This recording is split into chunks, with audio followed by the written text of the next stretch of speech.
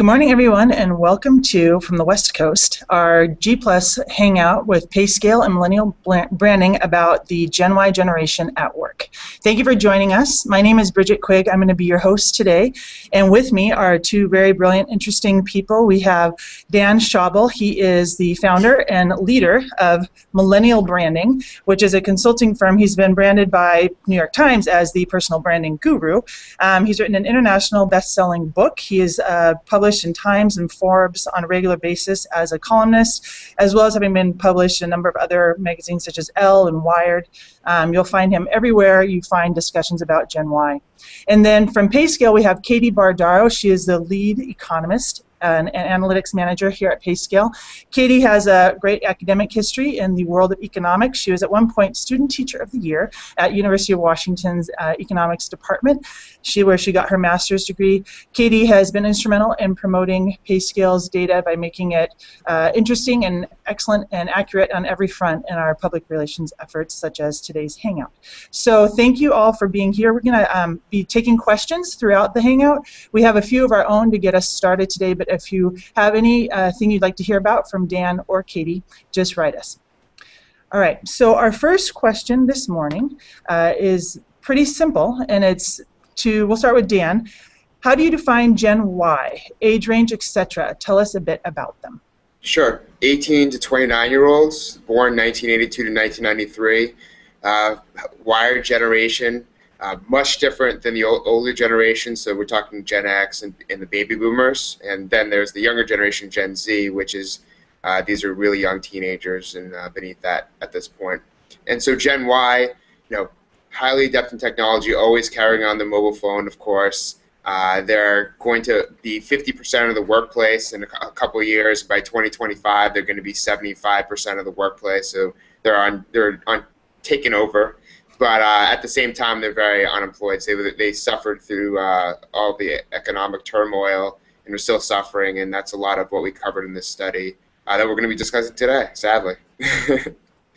All right, that's a good point, and that's a good lead into Katie. Katie, you just led a study along co-branded with Millennial Branding about Generation Y called Gen Y on the Job on behalf of PayScale. But go ahead and answer that first question if you would, and you can use reference from the study. But how do you define Gen Y? I think the age range will probably be the same, and from an economic standpoint, tell us a bit about them. Similar to what Dan said, 18 to 29-year-olds, the age range is a little fluctuating. Sometimes it goes as far as 1977 as the starting year, sometimes as early as 1987. So I would say in general, it's kind of defined more by a mentality than an actual age range. It's a very wired generation. They've lived their whole life in the public sphere, always had internet, mobile phones, technology to make their lives easier and sometimes more complicated. And they're also suffering with huge levels of unemployment and underemployment, graduating college at the wrong time, essentially, getting nowhere fast, unfortunately. Yeah, just something to add. I think it's important to know that they were promised that a degree would turn into a full-time job. They were promised that internships would turn into jobs. So they're living in the world of broken promises. They don't really trust politicians and the way things work right now, and basically very entrepreneurial organization generation. Individuals that believe that they have to guide their own careers and not wait for other people to just take care of them. Right. I would jump in too and say that Gen Y has no company loyalty. They don't have that same feeling that the older generation has, where they stick with a company for their life, hoping for a pension. Gen Y knows that is just not a real thing to believe in. So there's no company loyalty with Gen Y. They're more out there for themselves and to make themselves successful than to make their company successful. Yeah, adding on to that, they're expected to have 9 different jobs between the ages of 18 and 34. And they leave their first job, this was found in our study, in 2 years, but we found in January it's a little over 2 years. And then other studies, 2 years is like the magic number when they leave. But they want to, here's what's interesting, is they do want to stay a little bit longer, so about 4.8 years. Mm-hmm. But this lack of career opportunities, that's their biggest complaint.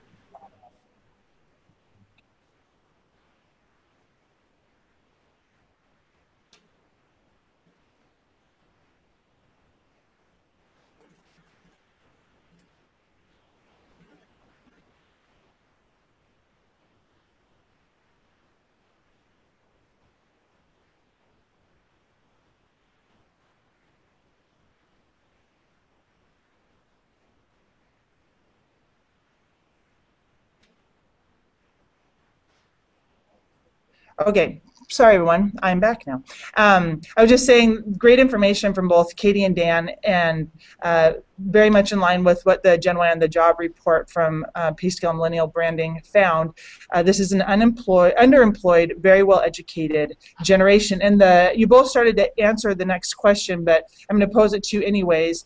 Tell us more about what this means for Generation Y and for the economy. I think I'm curious about their role in today's economy as this very entrepreneurial group that you've just described. I mean, people are saying Generation screwed, Generation jobless. They're not overall in the economy. They're not buying homes. They're postponing major life events like marriage. When they graduate, they're moving back with their parents. They're not driving cars. They're trying to move to cities, so they don't have cars. So it's like a lot of different things going on. And I think one of the big findings that we've had, at least the lead-in finding, was that over 60% have bachelor degrees, but that's not really amounting to a full-length career path. It's more of a retail jobs. So I think that was one of the big findings that we've had is, you have to get a bachelor's degree in order to compete, but now that you have your bachelor's degree, you can't even get the job you want sometimes. So I thought that was really interesting. Katie, if you would answer the question about them and the economy, especially from an economics perspective. Sure. From economics perspective, the real harm that we're seeing from Gen Y being underemployed is it's really kind of halting innovation in a lot of ways. We're not getting the new, young, fresh minds who have a lot of experience with technology, a lot of education, a lot of skills, and just no opportunities to use any of those things. So companies are not moving as fast or innovating as fast as they could be with all this new, fresh talent, unfortunately.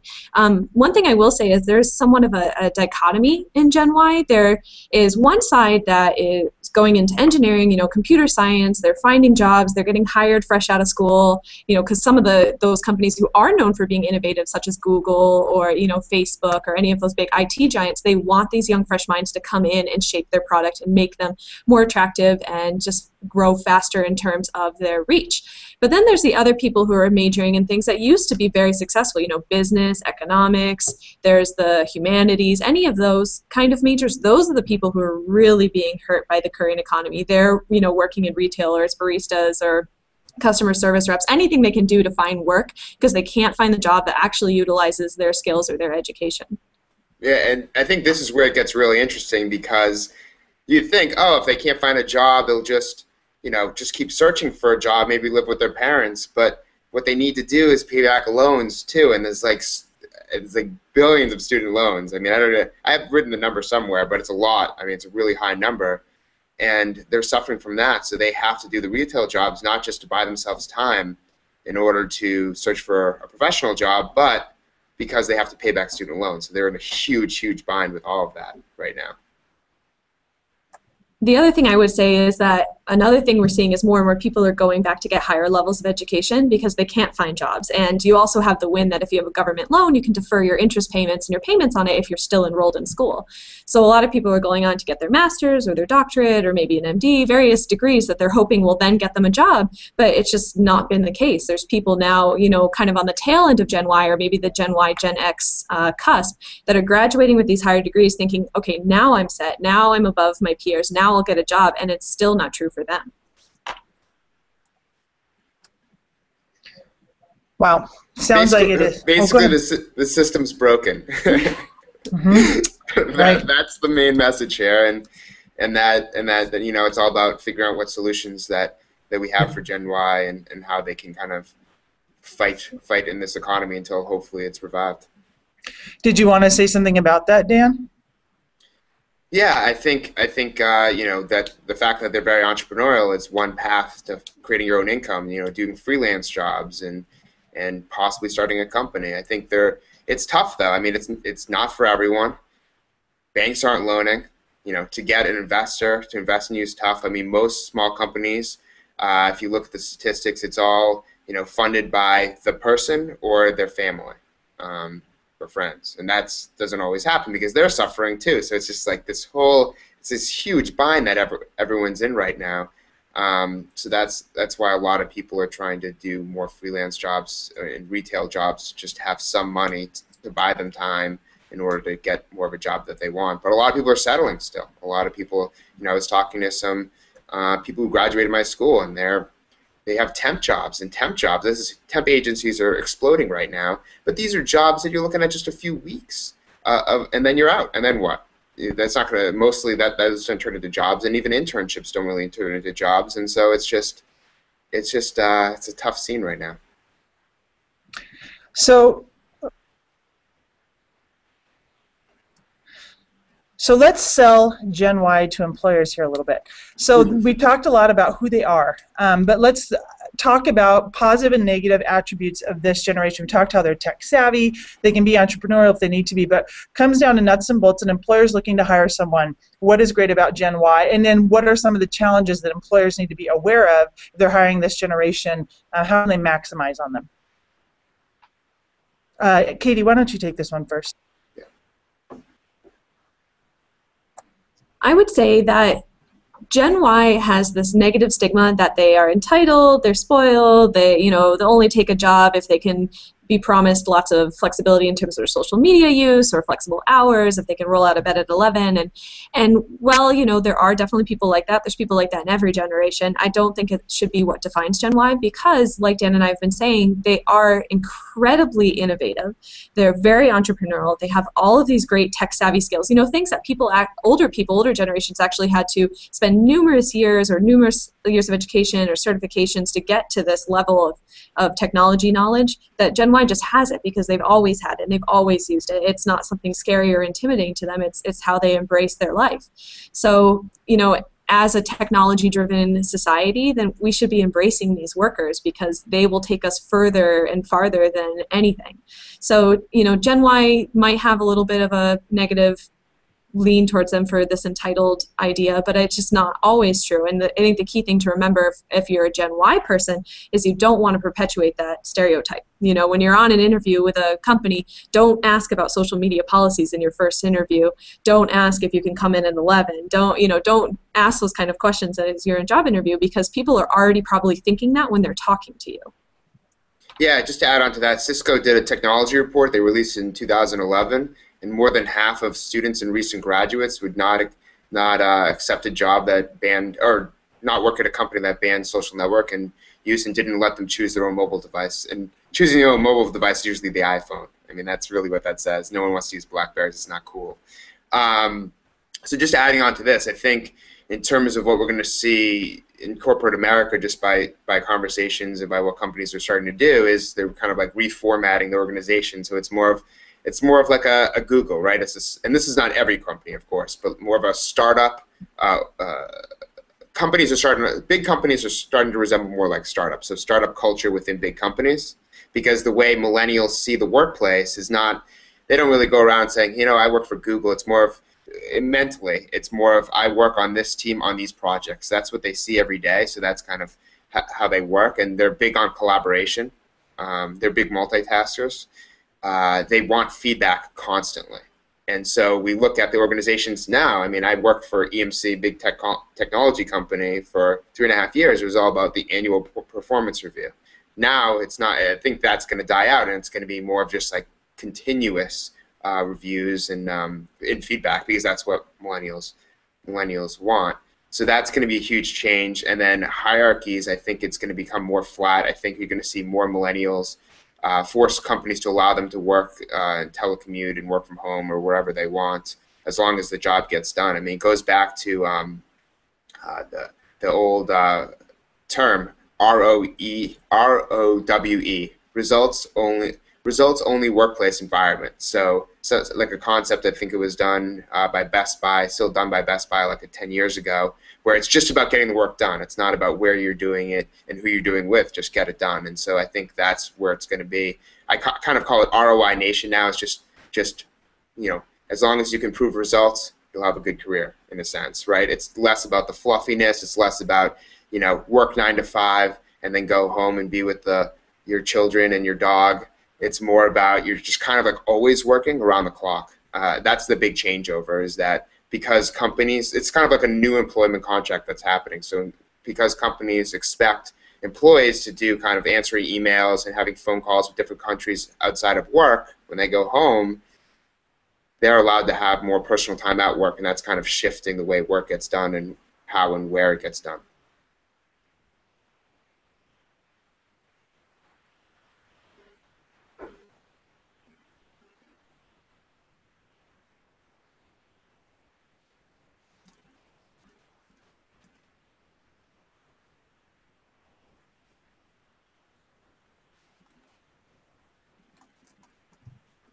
All right.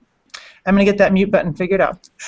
So the point I was making, Dan, was that your comments about the workplace and the workplace schedule and just how work fits into people's lives is bound to change as Gen Y becomes more dominant or predominant in the workplace. How do you think actual physical workspaces might change going forward compared to, I mean, maybe describe what you see right now as a more traditional workspace and how you think it might change. And we'll start with Dan, and then Katie will go to you.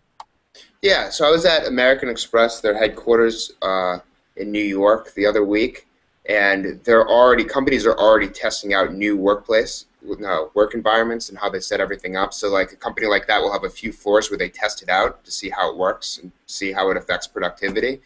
And it's very casual. Like it's when I walked into the Google headquarters, very casual. It's like there's like a lounge there. There's like soda machines. There's like ping pong. Like it's like a startup culture within a big company. That's what we're going to start to see, and I think it's good. I think it's a great marketing tool for Gen Y. I think that they're going to have to be really upfront about exactly what it's going to be like. I think that a lot of companies are going to start using video and pictures and other ways to show exactly what they're getting before they sign up for it, as in before you apply, you see kind of exactly what you're getting in terms of a workplace and who you're going to be working with and the type of position and all of that type of information. So I think it's all going to close that part, the employer branding piece online through social networks, it'll close that gap. And I think that when you look at the companies who are testing this right now, they're having more of an upswing in recruiting and an upswing in engagement and productivity, because these are how Gen Yers best work. And so if you give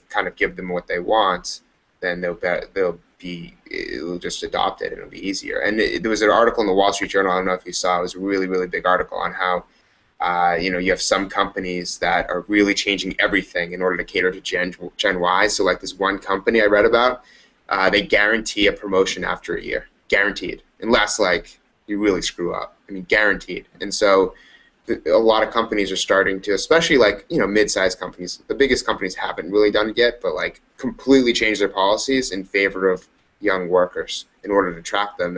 And the results in that article, it speaks for themselves. Like it's the retention rate is 85% at some of those companies now for Gen Y, and it was low. It was like 25% before.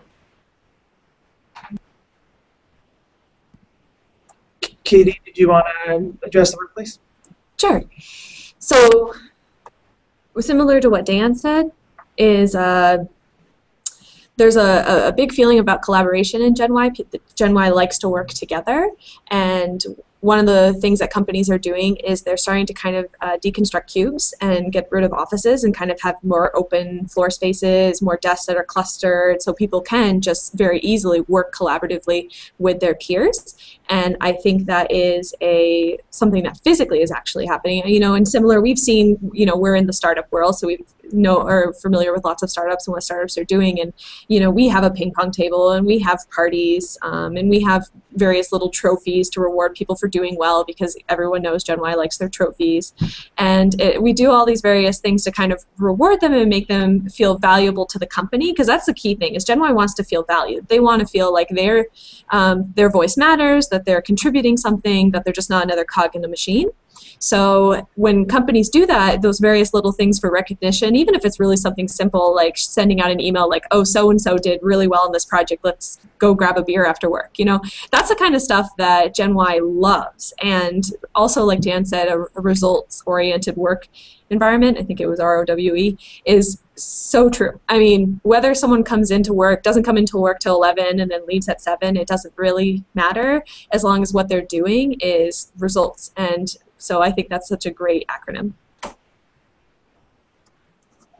Thank you, Katie. We have some questions coming in, and we talked about changing the workplace. Dan has brought up a number of times this idea of entrepreneurship and as a way out of the difficulty of finding a job. I think it's fascinating, and he also brought up that some people are not well wired for it. So this is sort of a two-part question. Katie, I'm going to start with you on it. I'm sure Dan will have plenty to throw in, but the question that came in is, what are some good resources for Gen Y in terms of entrepreneurial pursuits? And if you would, you've studied the skills in Gen Y certifications. People have different abilities. Do you think that's very realistic advice across a wide swath of workers, or what advice would you give to maybe the Gen Yers who are a little nervous about that possibility? I don't know if that's too complicated of a question. Do you see it? So what are some resources in general, and then do you have advice for people who find that thought quite intimidating? So similar to what Dan said, not everyone has the entrepreneurial spirit, and you have to be a go-getter, real hardworking, kind of nose to the grindstone type person to get your entrepreneurial effort to kind of lift off. And some of the skills that attribute to it are definitely anything to do with social media or branding or some marketing skills, some things that can take your idea and make it attractive to the overall set of people. In addition to that, I would say you have to be a great communicator. There's no way that you could get something lifted off the ground if you can't communicate it well. So, communication skills, marketing skills, branding skills, social media, I'll just reiterate, I think those are kind of the real skills you need to be successful at entrepreneurialism. But I think Dan has a lot of really great ideas about entrepreneurialism, so I'll let him contribute. Yeah, I mean, you're good in sales. You can basically do anything in this current work environment, because if you can walk to a company and say, hey, tomorrow I can bring in 3 new clients, you're hired. You can basically create your own job at that company if you can bring money into that company. The first people that get fired is human resources and then marketing, right? But sales, I mean, especially at some companies, sales, you can just walk in there and say, I can grow, revenue by 250%, and look at what I did for this last company, or look what I've done this for myself, my consulting business. I mean, it's just so much easier to walk in. What's harder is more of HR type roles where it's harder to prove ROI. So again, it goes back to ROI Nation. Starting a business, same thing. To get investors on board, you have to be able to do it yourself before other people. You have to already be. It's very interesting. It's like I'm in the publishing world too, and you have to be able to sell your book before other people will want to help you sell it. So it's kind of like be successful, and then other people will jump on board. But if you have a blank resume, if you've never done it before, it can be hard. So again, going to resources, reading as much as possible, reading TechCrunch, Mashable, YEC.org, Kauffman Foundation's good, StartupNation.com is good, Entrepreneur Magazine, Inc. Magazine. There's a lot of resources out there. A lot of them are free too. But in a sense, the way I got into entrepreneurship is I started a blog. I think a blog is a good stepping stone, because you just get your ideas out there, you see other people who are interested in your ideas, and then as you kind of build that, it can help you think of an idea for a business, or you can turn the blog somehow into a business. It's obviously harder now to monetize a blog, but the blog can be a stepping stone. So from the blog, I launched a magazine and consulting business and speaking business, a book, and all this other stuff. But I started with the blog, and the blog kind of gave me an outlet to get my ideas out. And I think that since the cost of a blog is free, it's just your labor, I think it's one stepping stone to getting in the position where you can start a small business, is to do something like that. And freelancing, there's Odesk, there's freelancer.com, there's several other freelance job boards, and you're just typically competing for projects. But you get a few projects done, you build a portfolio, you put that online, you can start marketing yourself. I mean, the key right now in terms of the overall economy and getting jobs and creating your own job and being an entrepreneur, whatever you want to do, is you need a really strong online presence, because it's much easier when people find out about you and then contact you for different opportunities, rather than you blindly reach out to everyone. Dan, that was a fabulous list of information. We should write that all down and get it out to the crew well, we shouldn't put it on paper. We'll put it on some groovy digital format. But what a great list. And for those of you who don't know, YEC, Dan, remind us what YEC stands for? Yeah, so founded by two of my friends, Scott Gerber and Ryan Pa, and basically it's an invite-only group of entrepreneurs. I think they have a few hundred people at this point, maybe like 600 people. But they provide constant information so these entrepreneurs, these 600 entrepreneurs, top companies, They provide free information through their website, yec.org, and it's Young Entrepreneurs everything. Council, I believe. Is that right? Yep. I just wanted people to know. Okay. Yeah, and so it's free content from entrepreneurs on how to get investors and how to build a brand and anything head to toe. But you can find similar information on Inc. and all that as well. But this is coming directly from the entrepreneur's mouth. So it's like getting a teacher who's never had a job besides teaching, or getting in an entrepreneur class taught by a successful entrepreneur. It's a whole different ballgame, in my opinion. Gotcha. Very good. Good resources.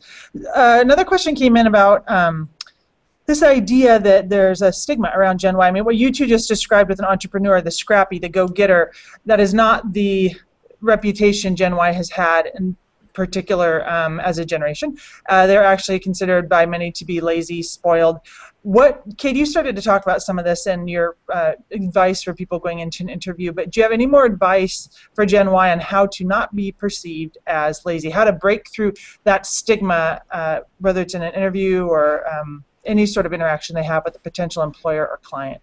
Katie?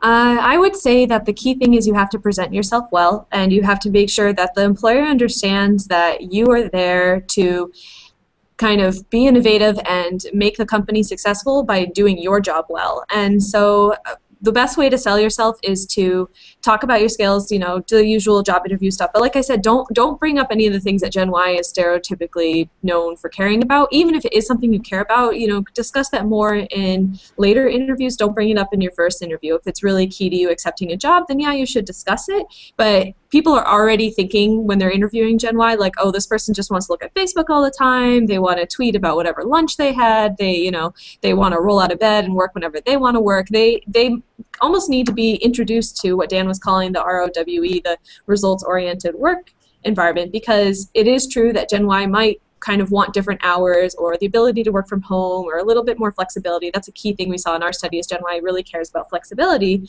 And that's not necessarily a bad thing, and it doesn't make them lazy, and it doesn't make them entitled or spoiled. It's just how they get their work done. And if you're an employer on the employer side, if all you should be caring about is whether the work is being done and whether it's being done well, then it shouldn't really matter how you get there from A to B. Yeah, I think it's just the thing with work is it's so complicated. Business is a science for a reason, right? You're dealing with people. You have to be able to read people in situations. You have to understand the company, what you can and can't get away with, their policies. I think it's part of the reason why we see such a surge in young people working for smaller companies as opposed to larger companies that was in the study, because it's a much easier environment to get into, right? You're trusted with a lot more in smaller companies because there could only be 5 employees or 20 employees. Larger companies, you're doing this other person is doing that. I mean, I went through all of that, so it's a little bit more complicated. Even though there's a lot more money, there's a lot more resources involved. It's still a young person who wants to get their hands in several different things, and so that's part of the reason why. Plus, obviously, a startup. Very flexible work hours, just get the job done, but you're going to be working 7 days a week. Big corporate job, typically not working 7 days a week, typically 40 to 60 hours. So, it's a give and take. Startups, you're probably making less money than, maybe an accounting job at a Fortune 500 company. And so it's a give and take. And what's interesting about Gen Y is it's not just about, older generations is a little bit more about, getting paid more or what title you have in the company. For Gen Y, they put a lot of things above getting paid more. Flexibility. I just got a study today. Flexibility they care about more than getting paid more. They look at a corporation, and if a corporation is just about profit, they're not interested. They'd rather have a corporation that's giving back to the community. And so they look at corporations differently, and that's why I think they're just going to change corporate America in the next 10 years is because they have a different set of values. They think of business differently, or think business should be different in a sense.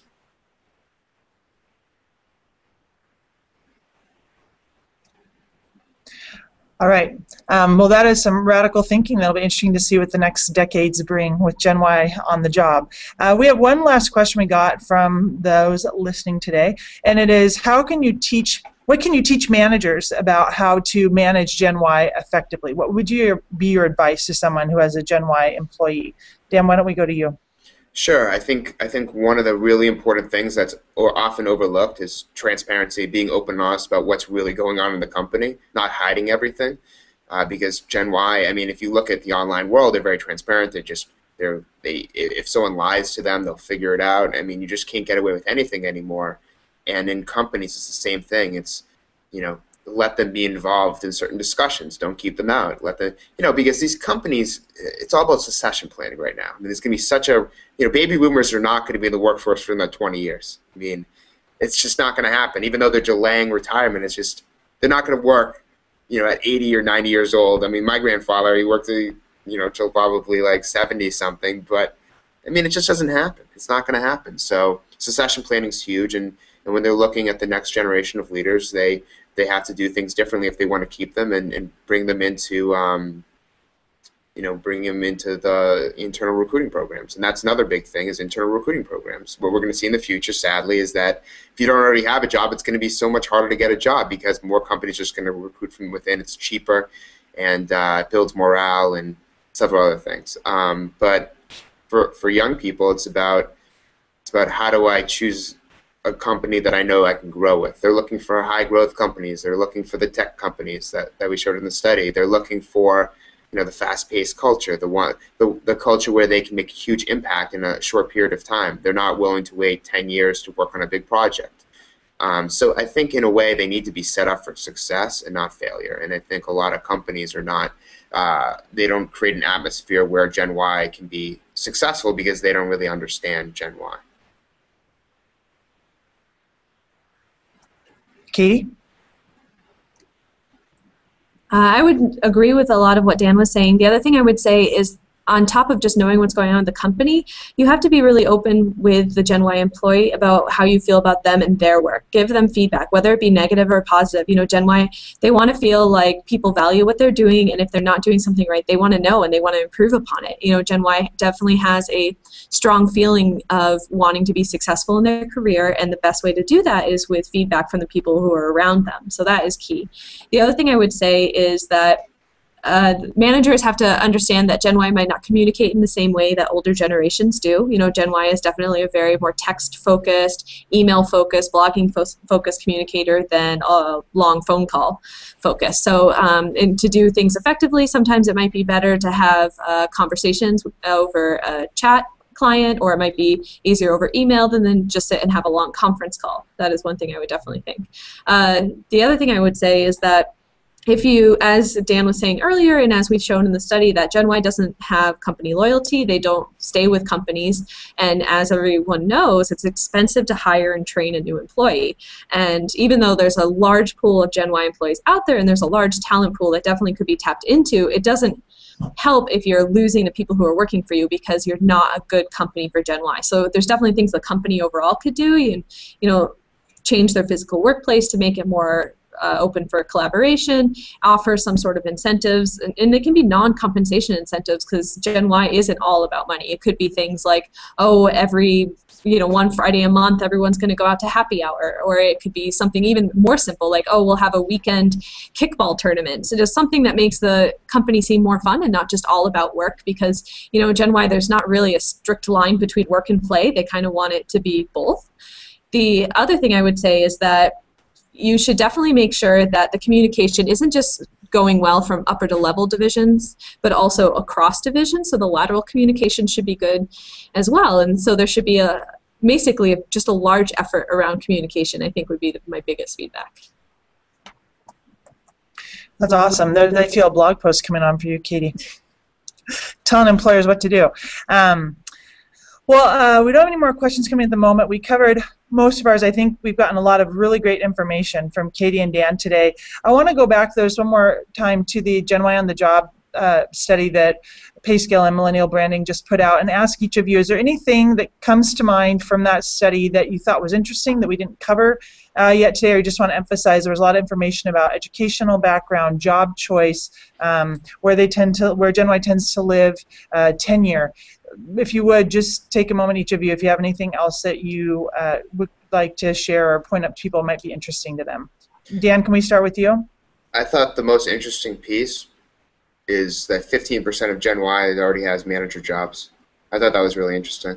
I mean, I don't think it was covered that much because it wasn't at the forefront of the study or anything, but I think it's interesting because it's already, they're already starting to get these management jobs, and I mean, it's probably going to double in the next, I don't know, 5 or so years. So it's just going to creep up on us. It's going to move so fast. 1 million new Gen Ys are added to the workforce every year. And it's going to be interesting to see how it unfolds. But I think a lot of people see, these big corporations with like in Boston, we just have this new pharmaceutical company, 1,700 people in one building. I think it's not going to happen like that in 10 years from now. I think you're not going to have these huge buildings. I mean, the economy has a huge impact. If the economy keeps going, it's getting worse and worse and worse. These companies are not going to have these big buildings. You look at, I don't want to get too off topic, but you look at like an Ernst & Young, right? And it's all about you show up and you just, pick a cubicle. But it's more of a consulting company. But it's not like you're assigned a certain desk every day. I think a lot more companies might adopt something like that, where they have, a smaller building or several small buildings, and you just go in, and if you need a place to work, it's it's yours as long as you're an employee. Interesting. Far out thought there. How about you, Katie? What do you want to bring out from this study for the audience? I would agree with Dan that the management factoid is definitely interesting, and I think it shows that if you give Gen Y a chance, they can be hugely successful and a great asset to companies. So hopefully people will see that and give them a little bit more of a chance, because unfortunately the one thing that really sticks out, I think, for me from the study is just the level of underemployment that Gen Y is suffering from. I see it in my friends from school, and I see it in just people we talk to all the time about how they're really suffering out there, and there's no real bright light in the future even. It's just they're really hurting, and it's one of those things that once your career is kind of halted or delayed, it's really hard to come back from it. So they're going to have to be working extra hours. They're going to have to be working probably much longer into their twilight years than the previous generations to make up for this period of underemployment. Yeah, people who are employed are feeling all these unemployed people because we keep getting resumes. And what are you going to do? So I think it's less about, submitting a resume and more about, creating projects, doing things, capturing the ROI, turning it into a case study, and then going for the job through a person, through a contact. That's really going to be the way to get jobs. It's going to be walking in, I've done this before, here's the result. If you hire me, I'll do this for you. Those are the type of conversations that are going to start to happen. It's scary because a lot of people are not set up for that type of interview process. Yeah, it's interesting. It's sort of that idea of the skilled laborer, in a way, is what I'm hearing. Is so you bring your skill into the place, you say, I can offer you this skill. It's kind of it's almost an old-fashioned thing. Walk into town and find work.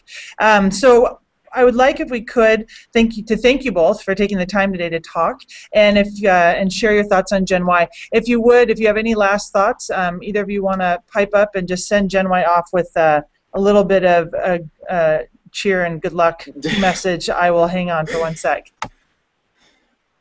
Yeah, I would say that in a world where things are changing so fast and things are so unpredictable, I think in some ways it's exciting. In some ways that, at a period like this is where the best companies are built, and where things are just constantly changing. So there are opportunities. You just have to not rely on anyone or anything, and just kind of create your own career path and be accountable for it. That's the message that I'd like to say. Yeah, I would agree and say make sure to be adaptable and don't give up. Just keep trying hard and use networking, use things like LinkedIn or any other connections you have to really get your foot in the door, because putting your resume in through a website is just never going to be seen. So just do everything you can and don't give up. That's the key. I like it. Those are great messages for the big finish. As we stated, there's a study out, PayScale Millennial Branding just did, Gen Y on the job.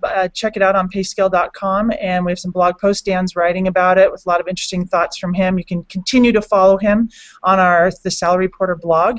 Over the next few months, he'll be writing more blog posts looking closely at the study, as well as Katie will be contributing her thoughts on our Dr. Salary blog on PayScale. We enjoy doing G Plus Hangouts here at PayScale. Look forward to more of them in the future. You can look for more of our videos on YouTube, and thank you all for joining us today. Dan and Katie, thank you. Thanks. Bye. Bye.